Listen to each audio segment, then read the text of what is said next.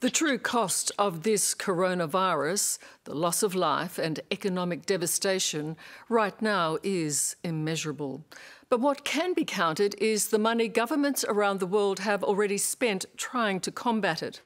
So far, it adds up to a staggering $6.5 trillion.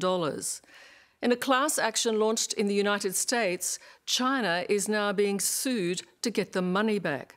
The lawsuit accuses Chinese authorities of negligence, lies and cover-ups. In the UK, there are similar calls for compensation to be paid. And as Tara Brown reports, even here, there are demands the communist regime face a Nuremberg-style hearing to investigate its role in this human disaster.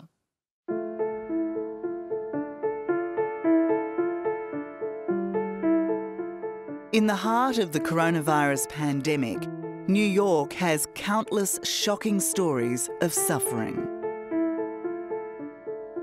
I did really never dreamed that it would affect me in such a way, or my country or the world. For Lorraine Caggiano, the effect has been profound and brutal. 10 members of her family contracted COVID-19, including herself. On the 25th of March, her elderly aunt, Isabella Rizzo, succumbed to the virus. Still reeling from that loss, just 52 hours later, Lorraine's dad, Nick Caggiano, died alone in hospital. You know, my father was, he was very afraid of doctors. I'm gonna cry, I'm sorry. You know, just to get him to, for a yearly checkup, you'd have to really talk him into it, and he would just drive you crazy. So to me, to think of him laying there knowing this was going on breaks my heart. He would have been so frightened, so frightened.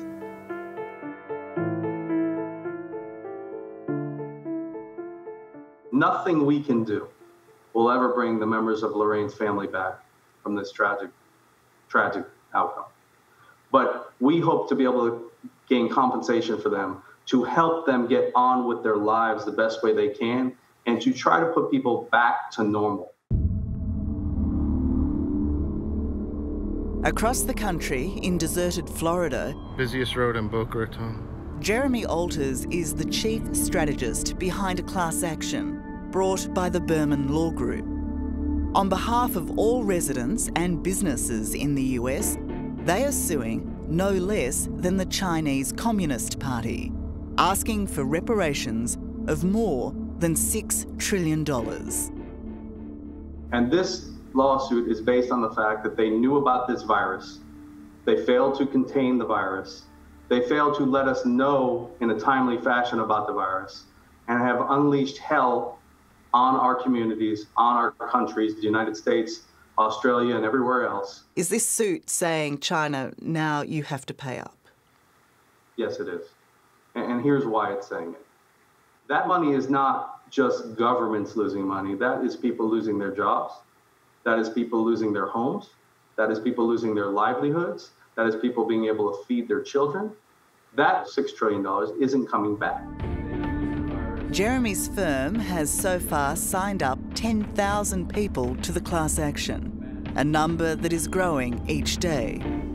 Along with the grief, it's clear they've tapped a deep well of anger. For Lorraine's mother, Natalie, who lost her husband and sister less than a month ago, alongside the heartache is a need for action. I get this text message and it says from my mother, you know, I want to sue China. And I'm like, oh God, she's gonna drive me nuts now. And I don't have time for this and I can't even think of this. Was she serious, and is she still serious today? Dead serious. My mother's, yes, of course my mother is. She was dead serious. She's like, because she's angry. So she feels like, okay, they should have told people about this. They should have been more forthcoming about this. Why is this happening? I lost my husband, I lost my sister. For you, what do you want to achieve out of this lawsuit? The truth. The truth for my dad, for my aunt, for my friend Helen, who died yesterday, for this lady I know named Adelaide, who's been on a ventilator for the last 20 days. I hope she makes it. Just the truth.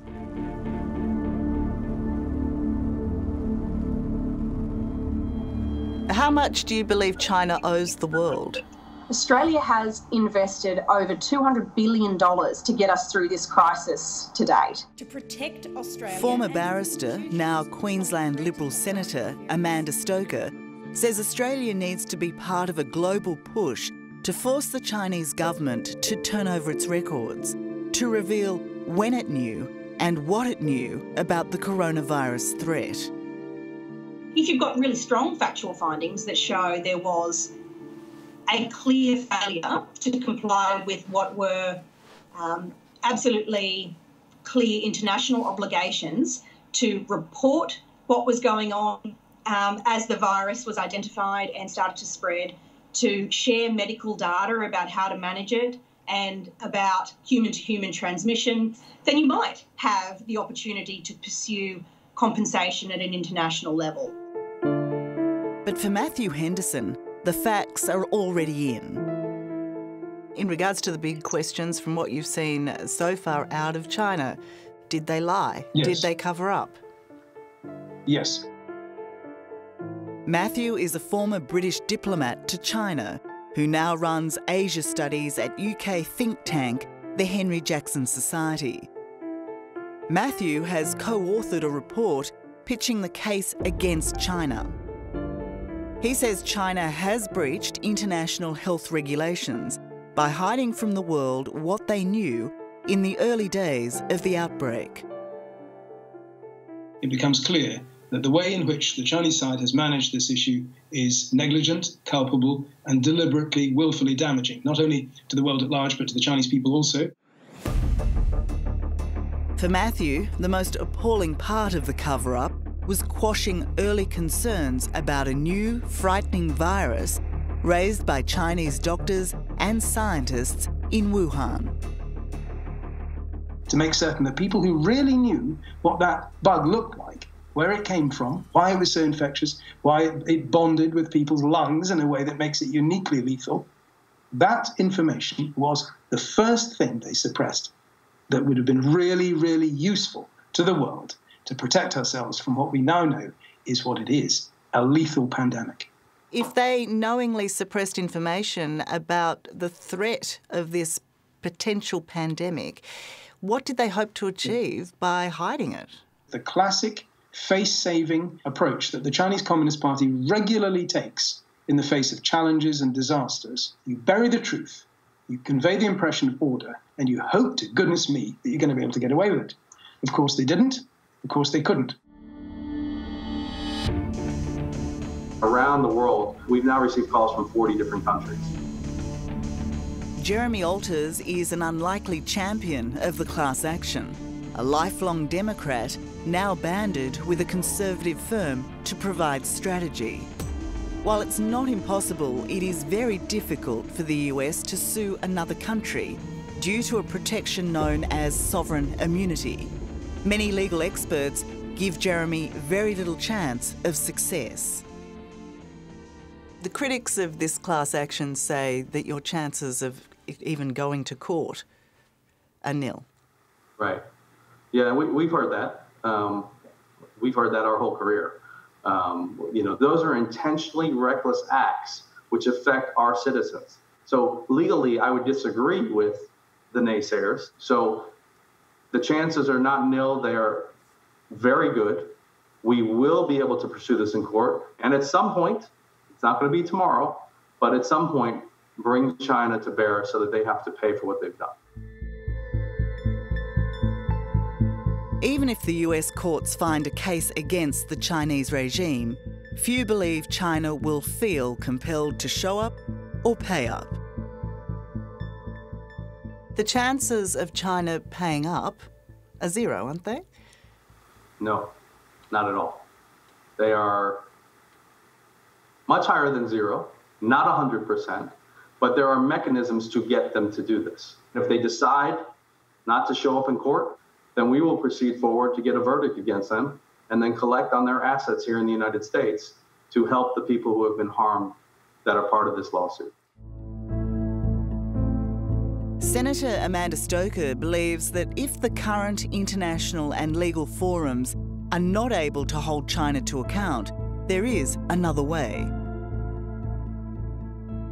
Do you expect that there might be an international tribunal of some sort that puts China on trial?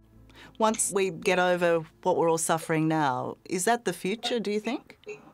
Look, the nations of the world have the power to establish, through the International Court of Justice, an inquiry of that nature. Something a little bit like the way there was an independent examination in the form of the Nuremberg trials or in relation to the former Yugoslavia. We can set up, as a global community, tribunals of that nature. But perhaps the most potent response to China will be to rethink doing business with them. It's also a wake-up call for us, though, in a manufacturing sense, in a resources sense. It's an opportunity for us to be more willing to look at other places in the world with which we can trade that might better operate as global participants than the Communist Party of China has been of late. If you are trying to present yourself as a member of a Davos-style win-win, motherhood and apple pie, happy-clappy world where China's money brings benefits to all and sundry, and it doesn't, well then you better go back and think about it. There is leverage, and there is practical good reason for us to take a defensive position in regard to our dealings, previously nominally legitimate dealings with China, which no longer are justified.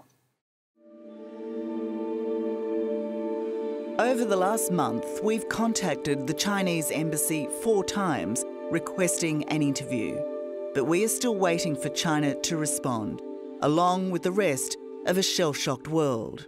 Amazing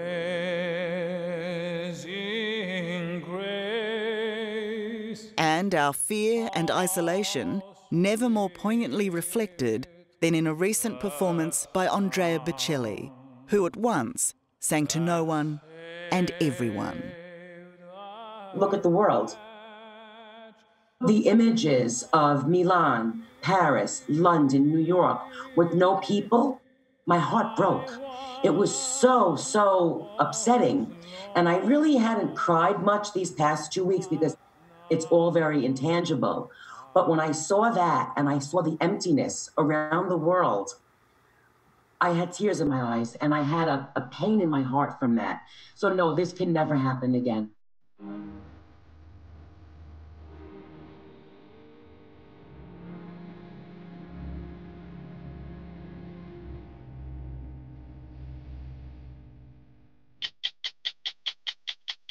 Hello, I'm Tara Brown. Thanks for watching. To keep up with the latest from 60 Minutes Australia, make sure you subscribe to our channel. You can also download the 9Now app for full episodes and other exclusive 60 Minutes content.